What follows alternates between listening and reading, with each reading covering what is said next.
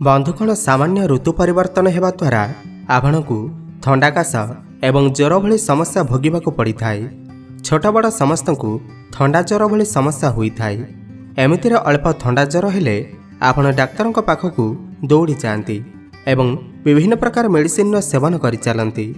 थंडा ज्वर तो भल हो जाए, हेले सही मेडिसिन सेवन द्वारा आपणकु अन्य रोग माड़ी बसी थाए। कारण एलोपैथिक मेडिसिन रु आपनको विभिन्न प्रकार साइड इफेक्ट देखा मिलता है। हेले केबे कौन आपण प्राकृतिक उपाय निजर थंडा ज्वर को ठीक करने चेष्टा करिसेंती? जदि ना तेबे आज भिडियो को शेष जाए निहाती देखंतु।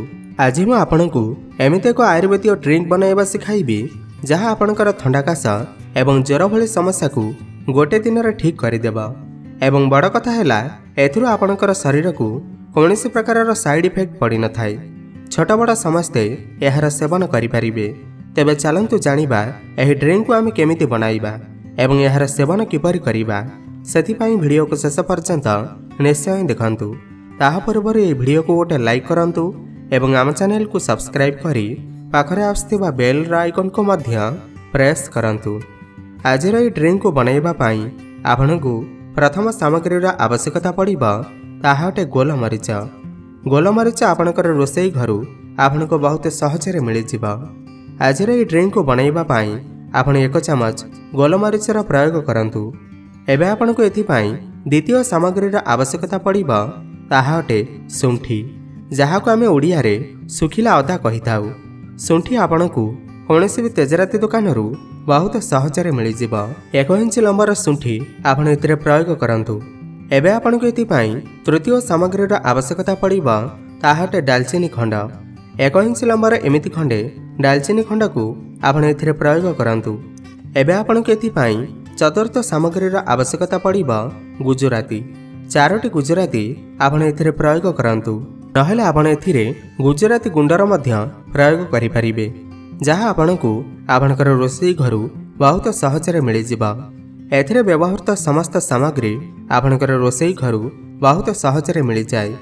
एबे आपणकु एथिपाई पंचम सामग्री आवश्यकता पड़िबा ताहा अटे लवंग। 5 ରୁ 6टी लवंग आपण एथिरे प्रयोग करंतु। एबे आपणकु एथिपाई आवश्यकता पड़िबा गोटा धनिया। 1 चमच गोटा धनिया आपण एथिरे प्रयोग करंतु। एबे आपणकु एथिपाई आवश्यकता पड़िबा जीरा। आधा चमच अधिक जीरा आपण एथिरे प्रयोग करंतु। एही समस्त सामग्री आपणकर रोसई घरु बहुत सहजरे मिल जाए। एबे आपणकु एथिपाई शेष सामग्री आवश्यकता पड़िबा ताहा अटे जुआणी। 1/4 टीस्पून जुआणी आपण एथिरे प्रयोग करंतु। एबे आपण एही समस्त सामग्री को बाटी यार गुंड प्रस्तुत करंतु। देखंतु मो समस्त सामग्री को ग्राइंडिंग करी यार एक गुंड प्रस्तुत कली। याहाकु कषाय चूर्ण कहा जाए। एहीपरि आपणकु यार फाइन पाउडर प्रस्तुत करने को पड़िबा। एबे चलंतु जानिबा नेक्स्ट प्रोसेस विषय रे। एबे हमें कषाय ड्रिंक बनाइबा। कषाय ड्रिंक को बनाइबा पाई आपण प्रथम एक पात्र गैस ऊपर बसांतु एवं सेतिरे 1 लिटर पानी नियंतु। एबे पानी को अल्प बॉयल हेबाकु दियंतु। पानी अल्प बॉयल हेबाकु लागिले गुंड करी रखिथिबा समस्त सामग्री को आपण सेतिरे पकेई दियंतु। बंधुकोण आज रे कषाय ड्रिंक आपणकर इम्यूनिटी को शक्तिशाली करने सहित आपणकर थंडा काश एवं ज्वर भली समस्या को गोटे दिन रे ठीक करदेबा। यह संपूर्ण प्राकृतिक एवं आयुर्वेदिक घरेलू उपचार अटे एवं एथिरु आपणकु कौनसी भी प्रकार साइड इफेक्ट देखा मिल न थाए। यहाकु आपण कौनसी समय रे सेवन करिपारिबे। ठीक चाह पीला परे आपण यार सेवन करंतु। एबे आपण 10 मिनिट पर्यंत भल भाबरे बॉयल करंतु। देखंतु 10 मिनिट पर्यंत मु यहाकु भल भाबरे बॉयल करदेली। एबे आपणकर कषाय ड्रिंक बनी प्रस्तुत। यह आपणकर थंडा काश कफ एवं ज्वर भली समस्या को संपूर्ण ठीक कर दिए। एबे आपण गैस बंद कर दियंतु। अल्प ठंडा हो गला परे आपण यहाकु एक कप को छाणी नियंतु। आमे यहाकु कषाय ड्रिंक कहि थाउ। यहाकु छोट बड़ समस्त सेवन करि परिबे। हेले जदि आपण 6 ରୁ 7 वर्षर छोट पिलांकु यह सेवन करने को देउछंती तेबे यार क्वांटिटी आधा रखंतु एवं यहाकु अल्प मात्रा रे आपण तांको पीबा को दियंतु। हेले बड़ लोक माने 1 कप यार सेवन करि परिबे। दिन को 2 थर आपण एही परि यहाकु बनै सेवन करंतु। देखिबा आपणकर गोटे दिन भितर थंडा काश कफ एवं ज्वर भली समस्या ठीक होइजिब। यह एक संपूर्ण आयुर्वेदीय एवं घरेलू उपचार अटे। यह प्रस्तुत करने बहुत सहज अटे। थरे आपण यार सेवन कर देखंतु, देखिबा आपणकर थंडा काश एवं ज्वर भली समस्या संपूर्ण आराम मिलिब एवं आपणकर इम्यूनिटी बहुत अधिक स्ट्रांग होइजिब। यह छड़ा जदि आपण निजर एवं निज परिवार सदस्यंकर इम्यूनिटी को सबुदिन पाई ठीक रखिबा चाहूचंती, तेबे सेथिपाई वैद्यनाथ च्यवनप्राश सर्वोत्तम अटे। कारण वैद्यनाथ च्यवनप्राश उत्तम रोग प्रतिरोधक शक्ति प्रदान करिथाय, जहाँ अधिक समय धरि रहिथाय एवं आपणकर पिलामानंकु थंडा काश एवं फ्लूरु रक्षा करिथाय।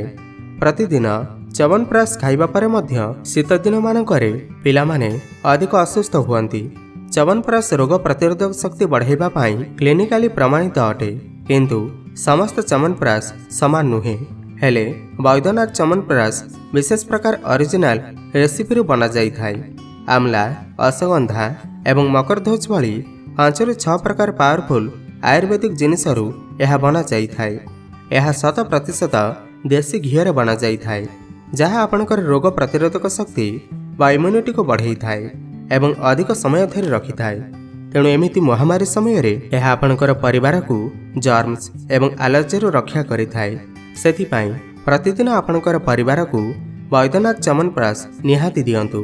तेबे आपणकर थंडा काश एवं ज्वर भली समस्या को दूर करने पाई आपण ही ड्रिंक रा सेवन करंतु। ता सहित प्रतिदिन आपण वैद्यनाथ ड्रिंक रा सेवन करंतु। देखिबा आपणकर थंडा काश कफ एवं ज्वर भली समस्या केवल गोटे दिन रे ही ठीक होई जिबा।